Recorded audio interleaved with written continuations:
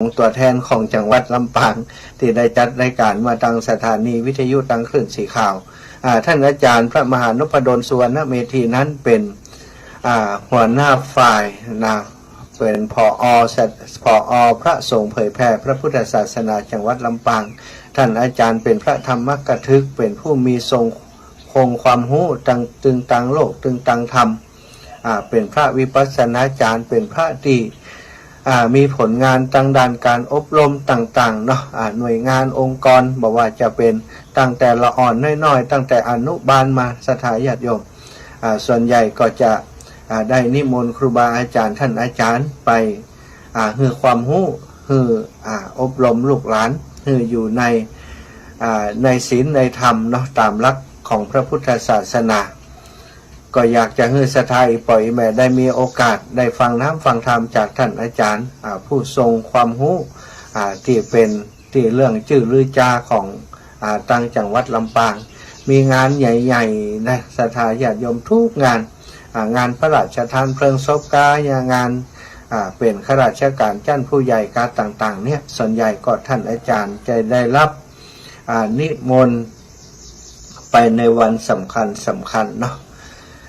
ก็เป็นที่น่าเสียดายวันนี้ก็อีกวันหนึ่งที่อาตมาต้องมาแทนครูบาอาจารย์เสียดายแทนศรัทธาญาติโยมที่จะได้มีเวลาฟังธรรมจากครูบาอาจารย์อาทิตย์หนึ่งก็วันเดียวเนาะศรัทธาวันพุธ2 ชั่วโมงแต่อาจารย์ก็บ่ค่อยเต็มที่สักเท่า เพราะจะเต็มที่มาก็ไฟฟ้าดับพ่องอย่างพ่องเป็นอุปสรรคตลอดเนาะฉะนั้นศรัทธาญาติโยมทำใจเอาเนอะการที่จะได้ฟังธรรมจากครูบาอาจารย์ที่ทรงภูมิทรงความรู้นั้นก็อาจจะยากหน่อยแต่ก็รับปากว่าวันใดเวลาใดที่ชั่วโมงที่ท่านอาจารย์เปิ้นเวลามันลงตัวเนาะท่านบัดติดยังก็จะกราบนิมนต์ท่านตามปกติที่ได้รับมอบเวลาจากครูบาอาจารย์มารัศทัยปล่อยเมตตั้งหลายพบปะกันวันนี้อาตมาภาพพระมหาสมชาติชาตปัญโยมาปฏิบัติหน้าที่แทนครูบาอาจารย์ท่านอาจารย์พระมหานพดลสุวรรณเมธีอีกครั้งหนึ่งอีกวันหนึ่งนะก็จะบริหารเวลานำเรื่องราวดีๆมาแบ่งปันมาปั่นมาฝากกับศรัทธาอีพ่ออีแม่เนาะก็เป็นธรรมะในแวดวงพระพุทธศาสนาของเฮาเนี่ยบางครั้งบางเทื่อบางทีก็เล่าเรื่องทั่วๆไปเป็นปกิณกธรรมบางครั้งบางทีก็เอาเหตุการณ์ที่มันเกิดขึ้นในปัจจุบันเกี่ยวกับสิ่งที่เป็นความเป็นห่วงเป็นความกังวลของคณะสงฆ์ก็ดีหรือว่าแม้กระทั่งเรื่องราวดีๆมาแบ่งปันมาอุจาเล่าสู่กันฟังประสาครอบครัวคลื่นสีขาวครอบครัวผู้สนใจในการฟังน้ำฟังธรรมเนาะศรัทธาปล่อยแม่ทั้งหลายพบปะกันวันนี้วันที่14เดือนมิถุนายนเนาะ2566ก็กึ่งล่างกลางเดือนมาแล้วเนาะเดือนนี้ก็ถือว่าเป็นเดือนที่6ของปี2566ศรัทธาปล่อยแม่วันเวลามันรวดเร็วแค่ไหนแวบแป๊บเนาะตั้งแต่ต้นปีมาจนถึงบัดเดียวนี้ตั้งตัวแทบบัดติดนะพูดถึงว่าเขานึกย้อนไปก็อย่างมันเร็วแต่ว่าวันเวลาอันนี้อีปล่อยแม่ทั้งหลายชีวิตของมนุษย์คนเฮาที่พระพุทธองค์นักปราชญ์ทั้งหลายเปิ่นบอกว่ามันเป็นของน้อยมันเป็นของน้อยแต่เนาะเพราะเวลา1 วันนี้24 ชั่วโมงแป๊บเดียวก็หมดแป๊บเดียวก็หมดแป๊บเดียวก็หมดต้นปี1 มกรามาเมื่อเหมือนกับบักกี่วันนี้บัดเดียวผ่านมาจนถึงกลางปีแล้วเนาะศรัทธาญาติโยมเดือนที่6แล้วเกินปีเข้ามาแล้วเนาะปี2566ก็เดี๋ยวก็เข้าพรรษาออกพรรษาก็เดี๋ยวก็สิ้นปีปี67ก็จะมาถึงแหมประเมินนะอีปล่อยอีแม่ตั้งหลายเนาะฉะนั้นวันเวลาที่ล่วงไปบัดนี้เฮาทำอะไรอยู่เฮาเนี่ยอย่างอยู่ตักเตือนตนเองตักเตือนตัวเองอยู่ตลอดเวลาเอาพุทธพจน์เอาพระดำรัสของพระสัมมาสัมพุทธเจ้ามาเตือนตนเตือนตัวของเฮาพระองค์ได้ตักเตือนอยู่เสมอนะศรัทธาว่าจะไปประมาทนะชีวิตเป็นของน้อยเป็นของน้อยอย่างใดศรัทธาพระองค์ได้เปรียบเทียบว่าเหมือนกับละอองน้ำเหมือนกับหยดน้ำค้างบนยอดหญ้า ศรัทธาลองพอตื่นมาบ่เจ้าศรัทธาก็คงจะหันเนาะเดินตามตรงตามหน้าก็ดีเดิมตามถนนหนทางที่มีต้นหญ้าติดต้นหญ้าใบหญ้าขึ้นศรัทธาเขาจะหันว่ามีหยาดน้ำค้างมีหยดน้ำก็ตัวอยู่ตามยอดหญ้าอยู่ตามใบหญ้าน้อยๆเป็นหยดน้อยๆพอเพื่อได้หันพอถูกแสงพระอาทิตย์ก็ต้องตามมอบแมบมอบแมบมอบแมบศรัทธาญาติโยมเป็นหยดน้ำอันน้อยๆพระพุทธองค์ได้เปรียบเทียบชีวิตของมนุษย์คนเฮาบัดต่างอย่างกับหยดน้ำหน่อยๆตีบนใบหญ้าบนใบไม้เนี่ยศรัทธาญาติโยมเมื่อถูกแสงอาทิตย์ที่แผดเผาพระอาทิตย์ขึ้นมาก็ส่องแสงแผดเผาหยดน้ำน้อยๆนั้นก็จะระเหยไปเป็นไอน้ำขึ้นไปสู่อากาศศรัทธาขึ้นไปสู่อากาศบหันแล้วนะชีวิตของเฮามนุษย์คนเฮาทั้งหลายก็เหมือนกันเหมือนกับหยดน้ำเล็กๆของไผของมันศรัทธาเมื่อถูกวันเวลาแผดเผาสุดท้ายก็ละเหยออกไปเหมือนกับฟองน้ำเหมือนกับฟองอากาศเหมือนกับไอที่ลอยขึ้นไปบนอากาศศรัทธาหมุนเวียนเปลี่ยนไปแบบนี้เนาะกันมาเป็นหยดน้ำมาเป็นหมอกเป็นเมยเป็นก้อนเล็กๆน้อยๆแล้วก็อยู่ได้สักระยะหนึ่งก็จะลอยไปเป็นอย่างอีวนเวียนไปอย่างอีอยู่เป็นประจำศรัทธาชีวิตมนุษย์คนเฮานั้นมีการเวียนว่ายตายเกิดตามคติธรรมทางพระพุทธศาสนาเวียนว่ายตายเกิดอยู่แบบนี้บ่ฮู้กี่ภพกี่ชาติแล้วที่เฮาได้เกิดมาเป็นมนุษย์หรือว่าได้เกิดไปเป็นสรรพสัตว์ต่างๆอย่างที่สมเด็จพระสังฆราชสกลสังฆปรินายกพระองค์ได้ตรัสว่าชีวิตนี้เป็นของมีค่าสิ่งที่ควรนึกไว้เสมอสำหรับชีวิตของเฮาก็คือก่อนที่เฮาจะมาเป็นคนในภพนี้ในภูมินี้ศรัทธาเป็นมนุษย์เป็นคนในภพนี้ภูมินี้ต่างก็ได้เกิดมาแล้วหลายมากมายนับหลายพันจัดเป็นบาหูกิจัดแล้วที่เฮาเกิดเวียนว่ายตายเกิดอยู่นี่เฮาได้เป็นทั้งเทวดาได้เป็นสัตว์ใหญ่ได้เป็นสัตว์เล็กๆน้อยๆรวมทั้งการเป็นมนุษย์สถายปล่อยแม่ทั้งเป็นแม่ยิงทั้งเป็นปล่อยใจเป็นคนจนเป็นคนรวยเป็นคนสวยเป็นคนงามตลอดถึงบางครั้งบางจัดเฮาอาจจะเกิดเป็นคนพิการคนพิการคนแบบมีอวัยวะผสมประกอบสถายปล่อยแม่ทั้งหลายบางจัดเฮาอาจจะอายุสั้นบางจัดเฮาอาจจะอายุยาวบางจัดนั้นเฮาอาจจะเป็นคนขาวบางจัดก็อาจจะเป็นคนดำเป็นไทยจีนเป็นแขกเป็นฝรั่งบางค่านะสถาญาติโยมต่างก็เคยเป็นกันมาแล้วทั้งนั้นเนี่ยสถาตามที่พระอรหันต์ทั้งหลายคนที่เปิ่นมีญาณทั้งหลายเปิ่นได้หู้ได้หันพระพุทธองค์ก็เคยตรัสไว้ว่า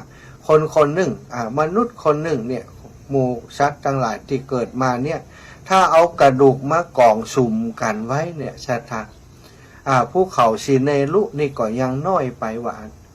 แสดงว่าโอ้เขาเกิดมาเป็นแต่ละจัดนะที่เขาเกิดมาแล้วตายไปเกิดมาตายไปในภพในจัดของการเวียนว่ายตายเกิดของเขาเนี่ย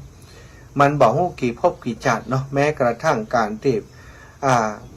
พระโพธิสัตว์เนี่ยจะตรัสรู้เป็นพระพุทธเจ้าพระองค์หนึ่งนี่ก็ได้บำเพ็ญบุญบำเพ็ญบารมีมาบอกว่ากี่ภพกี่จัดแล้วก็เสวยพระจัดเป็น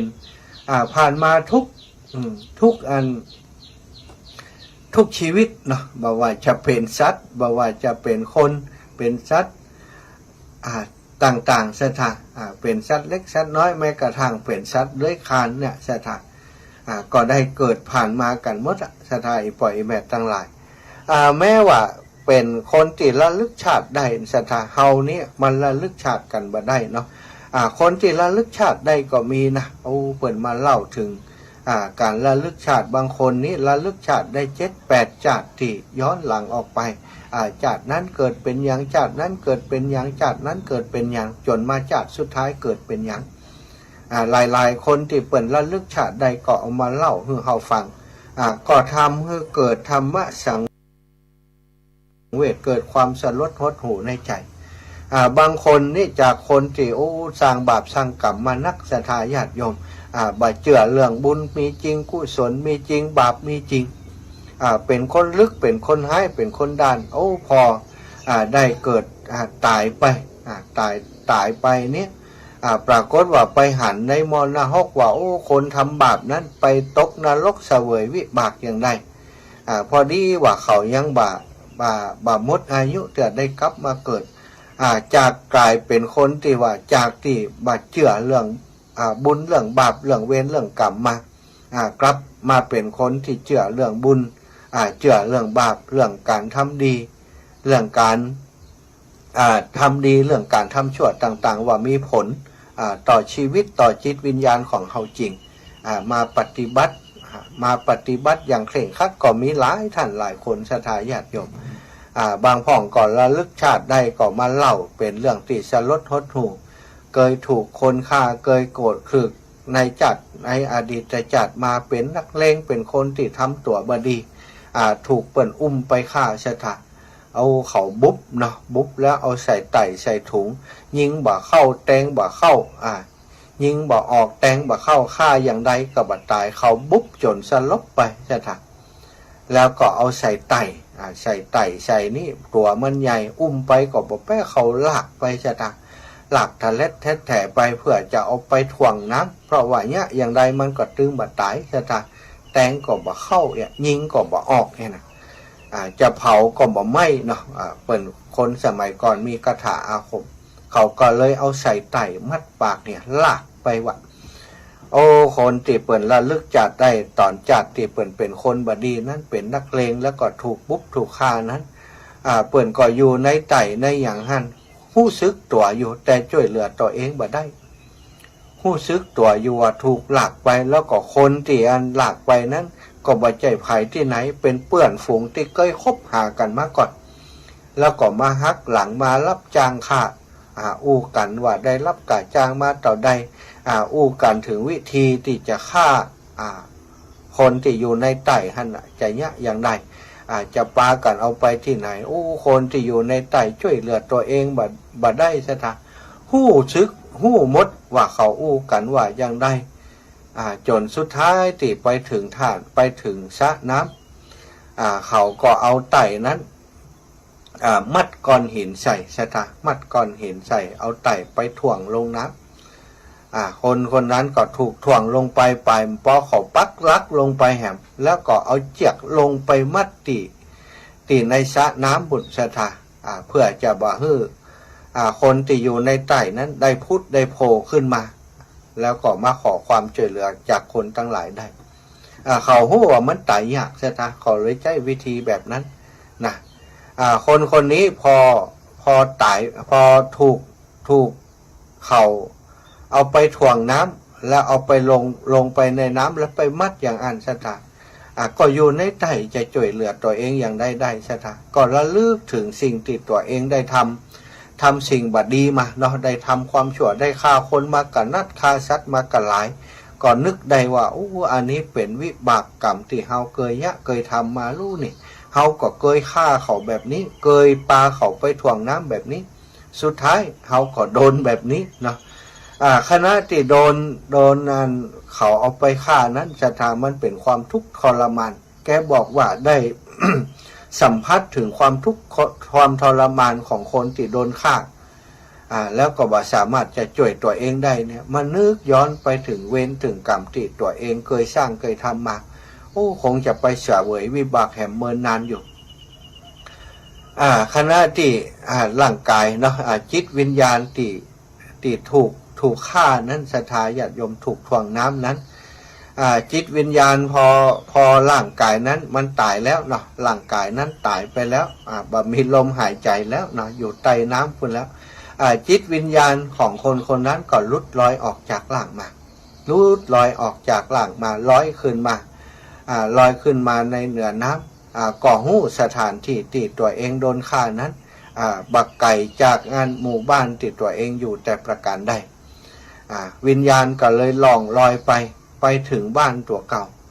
พยายามจะไปทำให้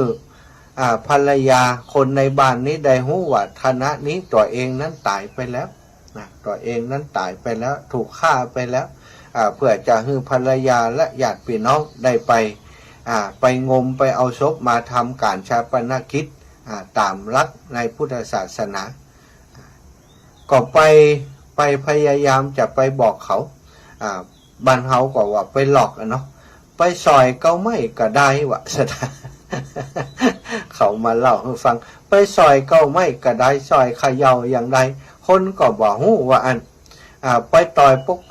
ปักไปต่อยฟูต่อยผาเนี่ยอันถอยเนี่ยจ้อนตกคนก็ตึงบอกฮู้ว่าสถานคนก็ตึงบอกฮู้ว่าเขาตายจนในเวลาหลายวันขึ้นมาเนาะอันศพที่ถูกมัดถูกไออย่างต่างๆเนี่ยมันก็เจ็บไออย่างมันปุ๊ดมันขาดก็ได้ลอยขึ้นมาคนทั้งหลายก็ได้ไปพบไปปะไปหันใจก็เลยได้ฮู้ว่าคนนี้ได้ตายไปแล้วก็ได้เอามาทำพิธีทางศาสนาขณะนั้นเขาก็บอกว่าดวงวิญญาณของเขาเนี่ยได้ล่องลอยไปเหมือนกับที่เปิ่นเล่าและศรัทธาญาติโยมไปเจอตังสองแผงเปิ่นฮื้อกินน้ำแล้วบ่กิน สุดท้ายได้ลบมาเกิดแห่งใหม่ก็มาเล่าเรื่องนี้ให้ฟังว่าตายแล้วฟื้นตายแล้วเกิดใหม่และจำเรื่องราวในอดีตได้คนนี้จำเรื่องราวได้ค่อนข้างละเอียดศรัทธาแล้วเปิ่นก็จำเรื่องราวย้อนอดีตจัดไปหลายจัด4-5จัดด้วยกันแต่ละจัดบางครั้งก็เป็นคนดีบางครั้งก็เป็นคนบดีจัดสุดท้ายนี่มาเป็นนักเลงแล้วก็ถูกฆ่าพอเกิดมาจัดใหม่นี่เขาก็ยังมีจิตวิญญาณของคนที่เคยทำบดีมาก่อนเนาะเคยฆ่าคนแล้วเคยถูกฆ่ามาก่อนก็ได้สำนึกก็ได้เป็นคนที่ปฏิบัติดีปฏิบัติชอบปฏิบัติดีปฏิบัติชอบบาลงไปอยู่ในดงโจรทั้งหลายและทั้งมีความโกรธความเกลียดกับคนที่เคยทำร้ายตัวเขามาก่อนก็ปรากฏว่าคนที่ทำร้ายตัวเขามาก่อนนั้นเปิ่นก็เสียชีวิตจากไปเหมือนกันใช่ไหมช่วงเลื่อมระหว่างที่เขามาเกิดนี่นะใช่ไหมกับช่วงที่เขาตายก็หลายปีละเหมือนกันนะกว่าจะได้มาเกิดเป็นมนุษย์อีกครั้งหนึ่งแล้วก็มาระลึกชาติได้นี่ก็หลายปีอยู่เนาะอันนี้ศรัทธาคนเฮาเนี่ยคนระลึกชาติใดก็จะฮู้ว่าอันชาติอดีตชาติก่อนนั้นเฮาได้ทำอย่างไว้พ่องที่เปิ่นระลึกชาติใดก็พอเกิดมาชาติใหม่ก็ฮู้ซึกถึงการทำบุญทำกุศลประโยชน์ของการทำบุญทำกุศลอาจจะสละวางความโลภความโกรธความหลงลงได้ไปเป็นอันมากแต่ก็ยังว่านั่นเนาะอย่างเฮานี่มันระลึกชาติมาได้แต่ในฐานะที่เฮาเป็นชาวพุทธนะศรัทธาเฮาเชื่อว่ากรรมและกฎแห่งกรรมมีจริงคนทำดีแน่นอนคนทำชั่วแน่นอนศรัทธาอีป่อยแม่เปิ้นบอกว่าคนเฮาบางครั้งบางทีนี่บางภพบางชาตินี่เฮาบ่ได้เกิดมาเป็นมนุษย์เฮาอาจจะได้เกิดมาเป็นสัตว์ต่างๆบ่ว่าสัตว์ใหญ่สัตว์น้อยนะหมูหมากาไก่นกหนูหูปีกอย่างต่างๆนี่แต่ละชีวิตเคยเกิดเป็นอย่างอันมาหมดศรัทธาอาตมาบอกแปลกใจเนาะอย่างเรื่องคนฮักหมาก้าอย่างต่างๆเนี่ยอาตมาคิดว่าในอดีตชาติเนี่ยเขาคงจะเคยมีชีวิตเป็นสัตว์หมู่นี้เหมือนกันเลยบางครั้งเนี่ยมีความรู้สึกถึงความลำบากในชีวิตของสัตว์หมู่นี้นะหันแล้วก็เกิดความเมตตาสงสารอินดูขุนนาเขาเพิ่นบอกว่าเฮาทุกคนเนี่ยเคยเกิดเป็นสัตว์มาแล้วทั้งนั้นสถานอย่างเฮาหันสุนัขขี่เลื้อนสักตัวหนึ่งแล้วมองว่านึกว่าครั้งหนึ่งเฮาก็อาจจะเคยเป็นเช่นเดียวกับเขาคนกะเฮาก็เคยถูกเป็นสุนัขแบบนี้มาก่อนเคยกระเซาะกระเซิงเที่ยวอาหารกินอาจจะเคยถูกคนตีอาจจะถูกสุนัขด้วยกันนี่ลุมกัดลุมทำร้ายถูกคนตั้งหลายที่มาประสบพบหันเฮาเนี่ยแสดงกิริยาอาการรังเกียจวาจารังเกียจเกียดชังพยอมแม้กระทั่งจะเฮือเข้าไปอยู่ในที่พักที่อาศัยที่มีลมมีเงากันแดดกันฝน บางครั้งฝนตกกระเซาะกระเซิงจะไปอยู่ในห่มโอ้เจ้าของบ้านเปิ่นหันเอาใบหินเอาค้อนไหลบุบไหลตีก็มีสถานเฮาอาจจะเคยถูกทุบทำร้ายเคยขว้างใส่เคยอาจจะถูกถึงกับเปลือกตกยางออกก็มีบางครั้งเฮาก็ตกใจกว่าภัยนาต่างๆแต่จะบอกจะกล่าวอ้อนวอนเฮือไผหันใจก็ทำบ่ได้สถานการเป็นสัตว์นี่จะลำบากตรงนี้อย่างมากก็ได้แต่เพียงพอเจ็บพอปวดมาก็ส่งเสียงร้องไห้หวยหวนตีหาผู้ใดจะเข้าใจความทุกข์ร้อนของเฮาก็บ่มีถ้าเป็นสัตว์เดรัจฉานส่วนใหญ่ก็จะเป็นอย่างอีสถาญาติโยมอีปล่อยอีแม่ลองคิดพอดเนาะอาตมานี่ไปหันสัตว์ทั้งหลายหันโดยเฉพาะหันที่หันไปเดินหนทางเดินทุดงนี่จะหันสัตว์ที่นักที่สุดคือหมาจะตาหันมาบ่ได้เกิดความเศร้าสลดใจอินดูมันนะเฮาเดินไปเนาะเดินบิณฑบาตไปนี่นะยังมีโอกาสจะมีคนที่จะใส่บาตรให้เฮาแต่หมาทั้งหลายที่อยู่ที่ถูกปล่อยอยู่ตามป่าตามเขาข้างทางนี่สถาญาติโยมไปหันศาลาที่พักระหว่างทางในป่าในเขานี่นะพอคือดีเนอะบางเตี่ยเฮาไปนั่งตามศาลานั้นว่าจะพักผ่อนสักกรรมกลมผอปื้นขนคิงปอลุกสถาญาติโยมมันมีเฮ็บมีไออย่างนี้มัดนี่เต้นขึ้นมาหานะเต้นมาถึงแข่งถึงขานี่บางเตี่ยปอลุกหล่นนะสถาสุมามันถึงดำเลยไปหันแล้วก็หันอันพวกเฮ็บพวกมัดอย่างเดินยั่วเยี่ยไปหมดในศาลาบางอันหล่นหนีไปแล้วคิดได้ว่าวางย่ามวางผ้าไว้ยันปิกมาเอาสถาเท่าเนาะอันเอาไปหันอย่างอันแต่ว่าบัดได้รังเกียจนะจริงๆแล้วสัตว์หมู่นี้นี่สัตว์อันเขาบัดได้รังเกียจต่อมาแต่ว่ารังเกียจอันที่เฮ็บมัดอย่างต่างๆถ้าเขาอยู่ขั้นมันก็ครบเขานะต้องที่หลังมานี่อาตมาเวลาจะเดินจะไปพักในป่าศาลาอย่างต่างๆท่องพอก่อนถ้าเป็นศาลาที่หันมีอันหล่องรอยของสุนัขกาตีนอนของหมาอยู่แถวนั้นกาหันมาหล่นไปนี่ก็คือพอได้เลยละเดินไปพอก็จะหันเฮ็บหันมัดใช่ไหมตามอันมาหนังที่เปิ่นมีแปลงเปิ่นจะแปลงเป็นไม้เนาะถ้าเป็นศาลาติดพักริมต่างเนี่ยเปิ่นจะเป็นแผ่นไม้กระดานยาวๆเนี่ยสถาญาติโยมไปนับใดนับหนังนับใดนับนอนสักเม็ดเลยสถาไปพอมันตึงยั่วเยี่ยไปหมด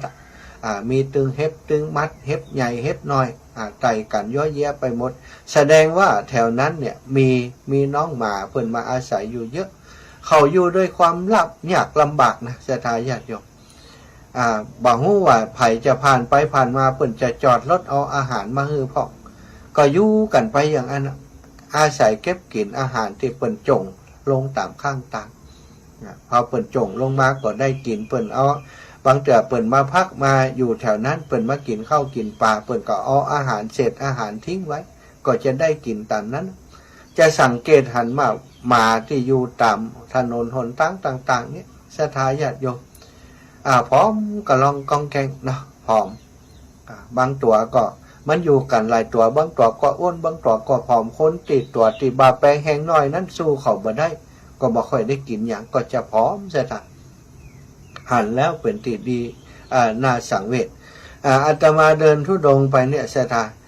ตอนว่าก่อนนี้พอฉันเจ้าเรียบร้อยแล้วฉันอาหารแล้วก็จะฉันแล้วก็แจกเขาให้หมดระยะหลังนี่จะเก็บไว้พ่องเก็บไว้เพราะว่าบางเถื่อไปปะน้องหมาแบบเนี้ยสถาก็ได้คลุกเข้าคุกอย่างฮื้อเขาได้เอาเข้าเอาอย่างฮื้อเขาก็เป็นบุญอย่างหนึ่งเหมือนกันเขาก็มากืดว่าจัดก่อนเขาก็อาจจะเป็นอย่างเขาเนี้ยเนาะสถาปล่อยแม่ลองกืดพอในธรรมบทในอันในพระสูตรก็ยังมีเล่าถึงที่เศรษฐีขี้จินะเศรษฐีที่ขี้นั้นขนาดเป็นเศรษฐีนะเศรษฐีขี้จิแล้วก็ตายไปแล้วจิตวิญญาณบอกไปพูดไปเกิดที่ไหนไปเกิดในต้องหมาที่อยู่ในบ้านของตัวเก่าหั่นลูกของเศรษฐีก็เลี้ยงลูกหมาโตนตัวนั้นไว้เนาะจนมาวันหนึ่งที่ว่าไป ระพุทธเจ้าพระพุทธองค์ตรวจดูข่ายพยานปรากฏว่ามีหมาตัวหนึ่งไปปรากฏในข่ายพยานของพระองค์ก็ว่าอย่าใดวันนี้มานันกุจะตรวจข่ายพยานนี่ไปปะแต่คนวันนี้จะใดว่ามาปะเป็นหมาเนาะ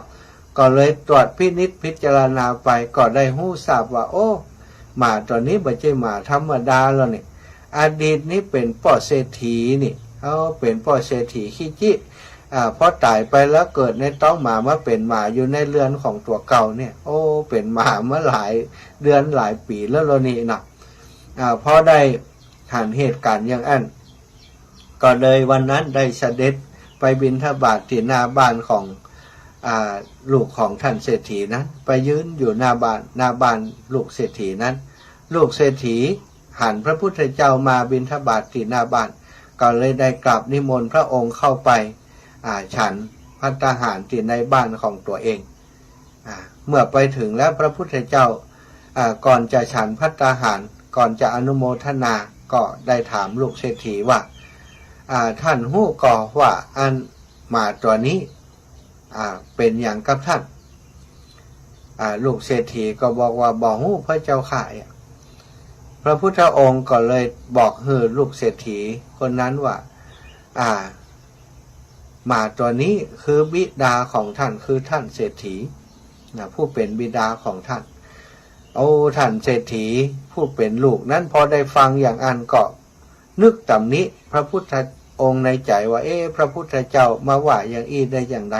ป่อเฮาเป็นถึงเศรษฐีตายไปแล้วจะเกิดเป็นหมาได้อย่างไร ก็บอกค่อยป้อใจแต่ว่าความเกรงกลัวในพระพุทธเจ้าเนาะในความเคารพในพระพุทธเจ้าก็ยังมีอยู่ก็ยังถามว่าเกิดเรื่องอย่างอี้ได้อย่างใดพระเจ้าค่ะพระพุทธองค์ก็ทรงเล่าให้ฟังเพื่อจะให้ลูกเศรษฐีได้แน่ใจพระองค์ก็เลยถามสุนัขตัวนั้นไปว่าท่านเศรษฐีท่านคืออันเศรษฐีผู้บิดาของเศรษฐีคนนี้แม่นก่อนถ้าแม่นท่านจงไปบอกสมบัติที่ท่านเอาไปฝังไว้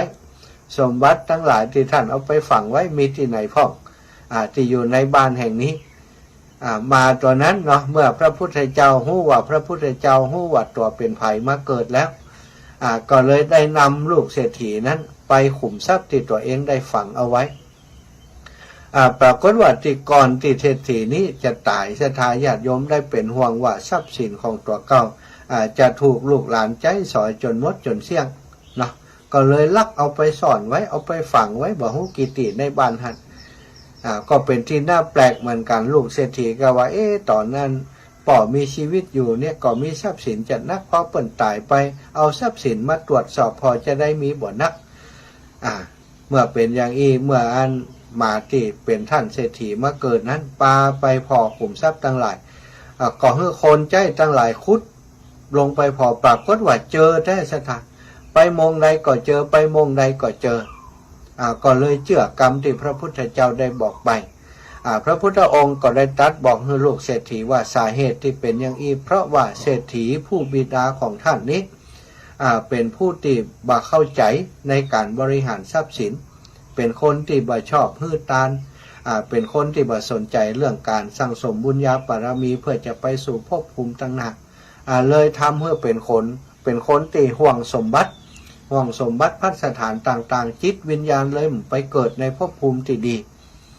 ทั้งที่ในอดีตชาติเคยเป็นคนที่สร้างคุณงามความดีมานักจนได้มาเป็นเศรษฐีแต่พอมาเป็นเศรษฐีแล้วบ่ฮู้จักใจบุญของตัวเก่าให้เป็นประโยชน์บ่ฮู้จักจะต่อบุญของตัวเก่า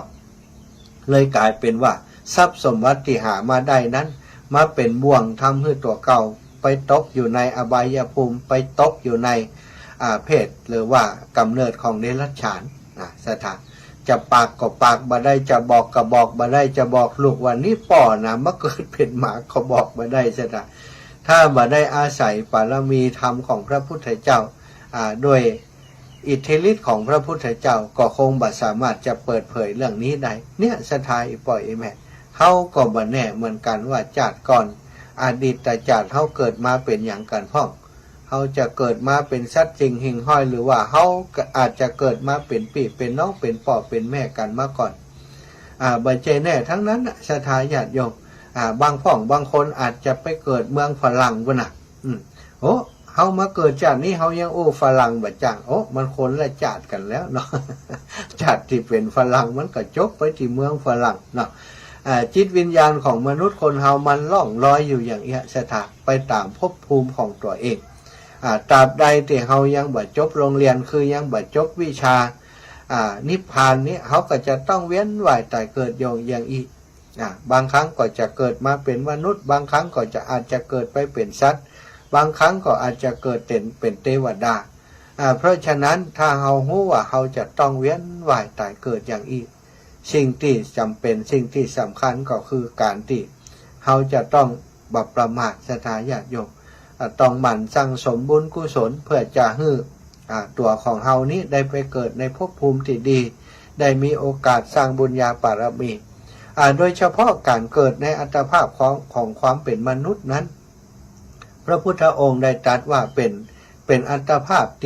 ที่หาได้ยากที่สุดสถานในบรรดาการเกิดบ่ว่าจะเกิดเป็นเทวดานะ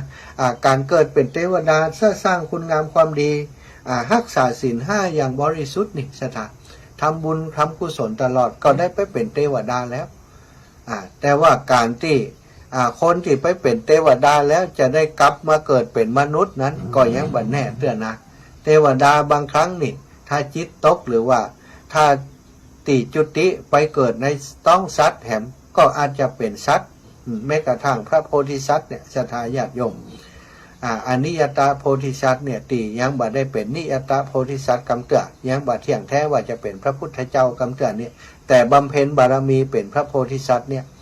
ก็เสวยพระเจ้าเ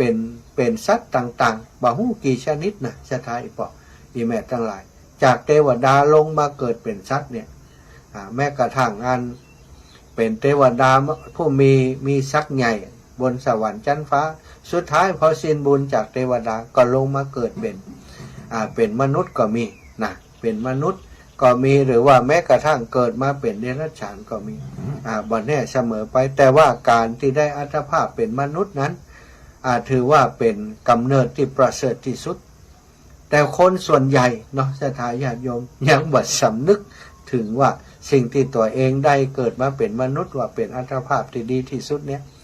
บางคนก็บ่ได้ใจอัตภาพความเป็นมนุษย์ที่มีสติปัญญาที่มีโอกาสจะบรรลุธรรมได้มีโอกาสที่จะสร้างสมบุญญาบารมีได้เนี่ยใจอันประโยชน์ในการเป็นมนุษย์อย่างเต็มที่บางพ่องก็เกิดมาอย่างที่เปิ้นว่านะก็เสียจัดเกิดไปบ่ได้เกิดมาเป็นลูกอกตัญญู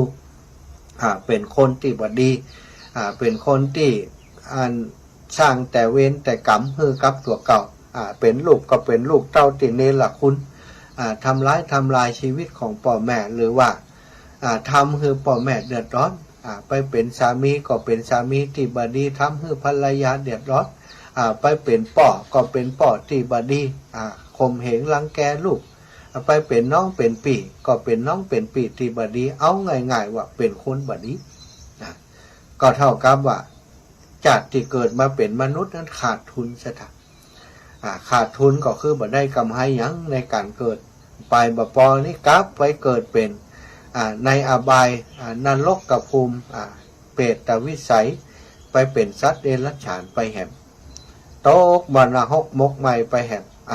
บันไดบอกว่ากว่าจะได้อัตภาพความเป็นมนุษย์แหมอันนี้เพราะฉะนั้นเฮาท่านทั้งหลายที่ได้อัตภาพความเป็นมนุษย์นั้นควรจะใจโอกาสในการเป็นมนุษย์ของเฮาให้ดีที่สุดแล้วก็การเป็นมนุษย์บัดเท่านั้นในสถานการได้พบพระพุทธศาสนาพระพุทธองค์ก็ทรงตรัสว่าเป็นเรื่องยากเหมือนกันการจะได้พบคำสอนของพระอรหันตสัมมาสัมพุทธเจ้านั้นก็เป็นเรื่องยากแต่หมู่เฮาทั้งหลายบัดเดี๋ยวนี้เฮาได้เป็นมนุษย์มาพอเฮาได้มาพบพระพุทธศาสนาท่านเจ้าทั้งหลายได้ฟังน้ำฟังธรรมของพระพุทธเจ้าซึ่งเป็นคำสอนที่พระพุทธองค์ได้ค้นพบมา 2,500 ปีมาแล้วช่วงนี้เฮาอยู่ในช่วงพุทธกัปในยุคสมัยของพระพุทธศาสนาสถาน ซึ่งสมัยพุทธศาสนาของพระพุทธเจ้านั้นจะมีอายุ 5,000 ปี 5,000 ปีนี้เขาจะได้เกิดห่วมสมัยของพุทธศาสนาของพระสมณโคดมหรือว่าพระพุทธเจ้าของเฮาเนี่ยกี่จัดบ่ฮู้ศรัทธาเกิดไปจัดหน้าเนี่ยศรัทธาปล่อยแม่ที่ทำบุญทำกุศลนักไปเป็นเทวดาเหี่ยเสวยสุขอยู่บนวิมานบุญตลอด 2,500 ปีที่จะมาถึงเนี่ยไปอยู่บนสวรรค์เหี่ยส่วนใหญ่บ่ได้เกิดมาเป็นมนุษย์บ่ได้มาพบพุทธศาสนาแห่งฉะนั้นการที่เฮาได้เกิดมาพบพระพุทธศาสนาแล้วคำสอนของพระองค์บอกให้เป็นผู้ที่ของเฮานี่เปิ้นให้บ่ประมาทในอกุศลธรรมทั้งหลายอกุศลธรรมทั้งหลายธรรมที่เป็นบาปเป็นอกุศลนั้นก็คือการอกุศลกรรมทั้งกายทั้งวาจาทั้งใจต่างๆถ้านับเข้าไปในศีลก็คือการผิดศีลทั้งหลายนั้นเป็นอกุศลศรัทธาญาติโยมธรรมะหรือว่าสิ่งอย่างต่างๆที่ประกอบไปด้วยความโลภความโกรธความหลงความอิจฉาริษยา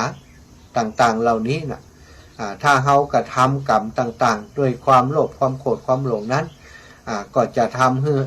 ส่วนใหญ่ก็จะเป็นกรรมชั่วกรรมบ่ดีกรรมชั่วกรรมบ่ดีกรรมชั่วกรรมบ่ดีมันก็จะทำให้เฮาเสวยผลก็เป็นความทุกข์นะศรัทธาญาติโยมทั้งหลายแม้จะตายไปวิบากกรรมนั้นก็จะติดตามให้ผลกับเฮาไปทุกภพทุกชาติ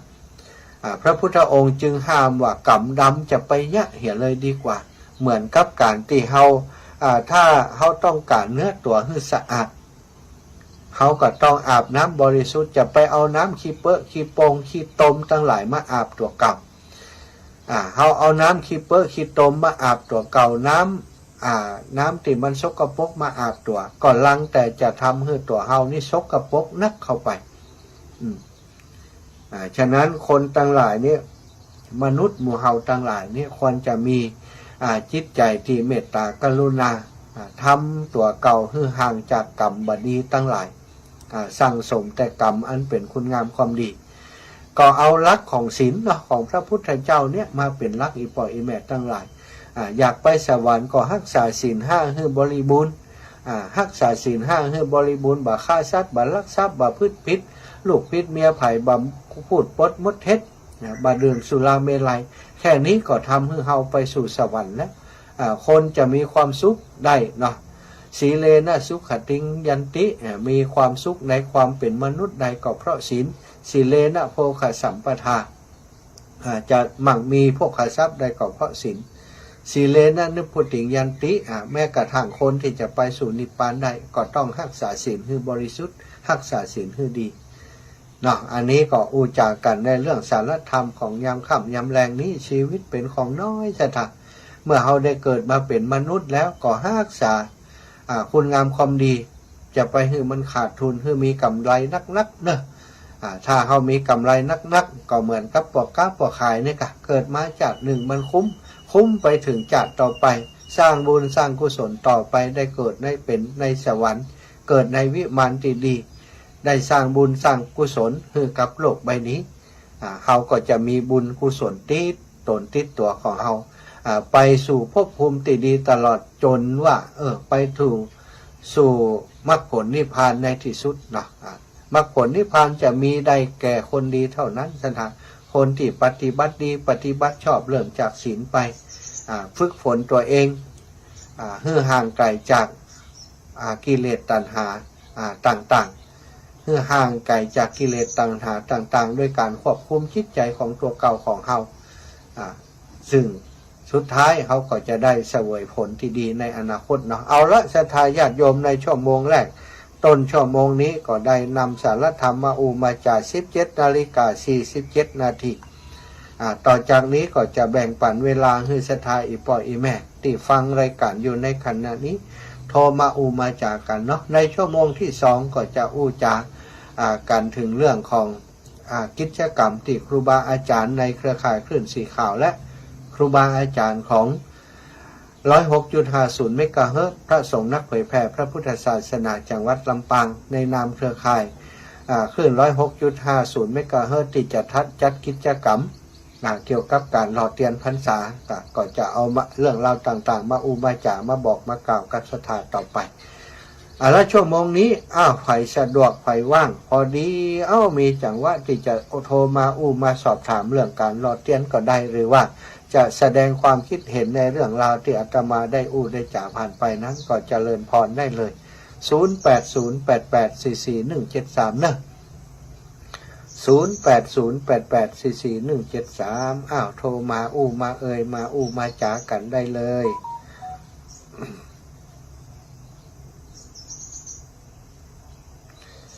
ศรัทธาอีป่อยอีแม่ทั้งหลาย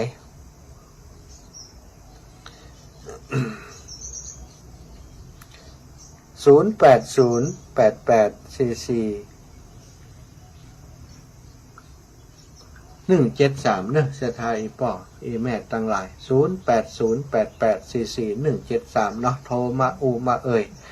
กันได้เลยเจริญปอนโยมแม่นวลเทพเสด็จเจ้าไม่กราบเ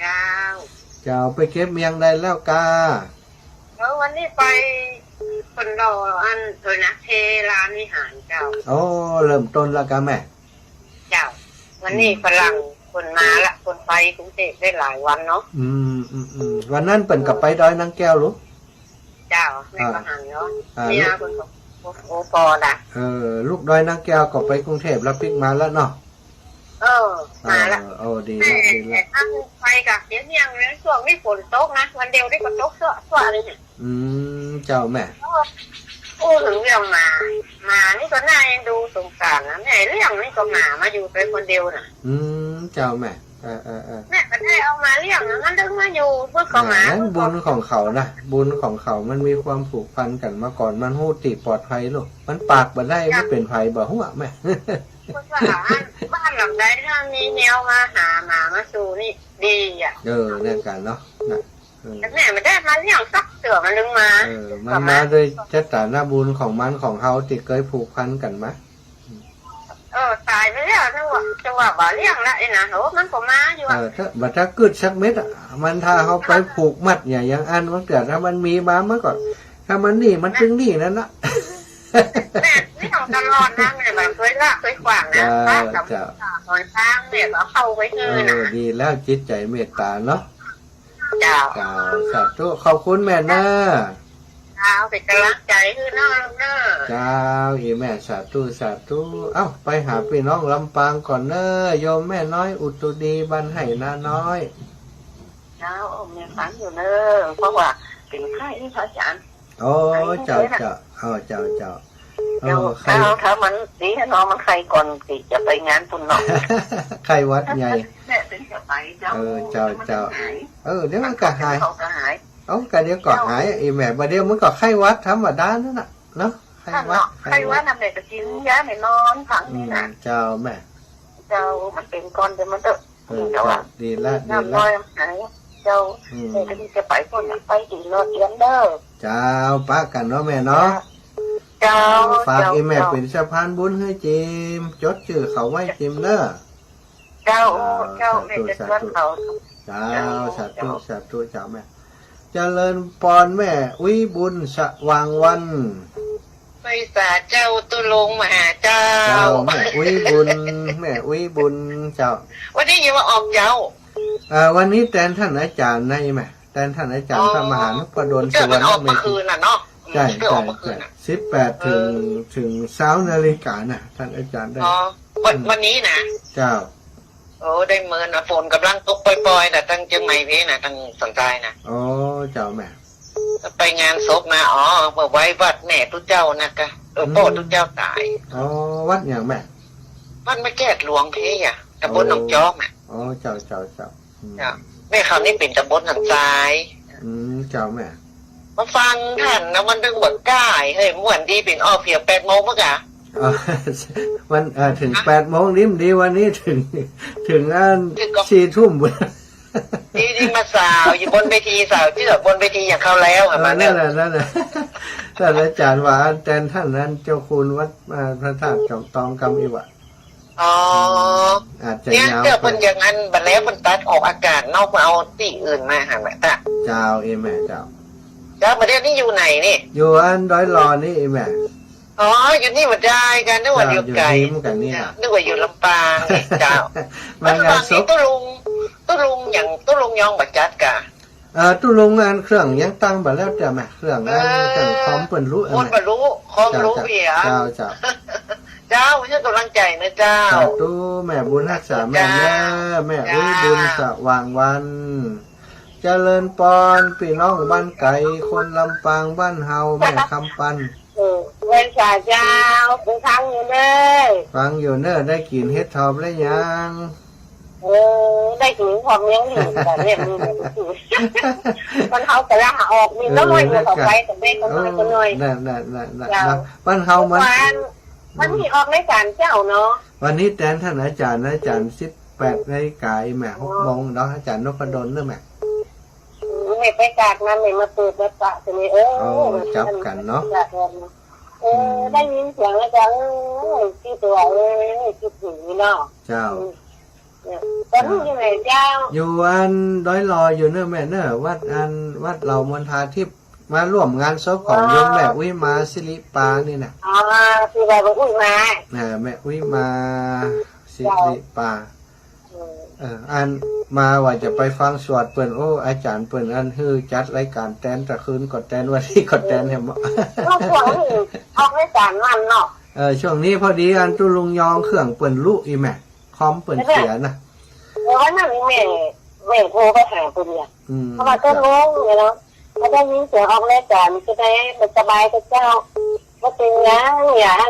งคอมเปิ่นลูกอีเนาะเจ้าแม่แม่ดูให้มันได้ออกมือเนาะนั่นกะว่ามันคือมันออกถึงก็วันนี้เดี๋ยวพอเช็คพอเดี๋ยวอาจารย์ว่า20 นาฬิกาถึง22ถ้ามีฝ่ายให้ออกแตนกรรมเดี๋ยวเช็คพอว่าอาจารย์เพิ่นมีคนอื่นก่อนถ้ามีก็จำเป็นออกแตนเพิ่นแถมอยู่ไหมไม่มีเสียงหาเว้ยไม่จะมีเตะหอยนะขอบคุณแม่นะไว้จ่าด้วยเจ้าขอบคุณหลายๆเป็นกำลังใจด้วยเจ้าสาธุแม่เจ้าเจริญปอนโยมแม่จันศรีเจ้าไม่สัตเจ้าตัวลูกชุขาว่าหมอกในกันมาไปแอวแล้วมาเปิดตาตะเดียวเนี่ยโอ้เสียดายแหละก็เสียดายอ่ะแหมชั่วโมงหนึ่งก่อนจะได้ไก่แหมชั่วโมงหนึ่งก่อนน่ะเจ้า19 ถึง20แหมอยู่รู้ก็เดี๋ยว6 โมงก็หลวงพ่อออกแล้วแหละจ้ะอ๋อเจ้ามาเดี๋ยวนี้กี่โมงหรอเดี๋ยวนี้จะ6 โมงแล้วนะเหลือ5 นาที6 โมงเหลือ5 นาทีจะ6 โมงหลวงพ่อจุดจิตตาจะออกแล้วโอ้ดีแล้วหลวงพ่อช่วงนั้นเนาะฟังเลยเดียวเจ้ามื้อ2 ทุ่มกันทำวัดเจ้าทำวัดเย็น6 โมงเจ้า6 โมงเย็นโอ้ดีแล้วจะได้ทำวัดด้วยหลวงพ่อเนาะแม่เนาะมาได้ทำมันได้ทำคนเดียวอยู่สาธุบุญรักษาแม่นะเจ้าบุญรักษาแม่จันศรีสุขาโอ้แม่น้อยท่าโทษอันนี้ก็โทษติดดีป่ะทุกเจ้าแม่ท่านเรียกออกรายการกะแต่ท่านล่ะเจ้าไม่แต้เนี่ยหมอเจ้าอย่างวันก็การไปวันนั้นปกติเท่าหรอเจ้าต่อกันไปเนาะเจ้าเปลี่ยนกันไม่เปลี่ยนกำลังใจเนอะเจ้าสาธุเจ้าแม่น้อยท่าอาสาบรรทัดถกนะเสถาแม่กำปันบุญธรรมถกไปแล้วเนาะ17 นาฬิกา 57 นาทีช่วงนี้ขอพักผ่อนแป๊บหนึ่งก็เดี๋ยวเจอกันในชั่วโมงที่2เนาะแล้วก็แต่ละสถานีเปิ่นก็จะเข้าสปอตโฆษณาของเปิ่นสักกัมช่วงนี้ศรัทธาญาติโยมฟังธรรมะคีตาไปก่อนเนอะชีวิตพระธุดงค์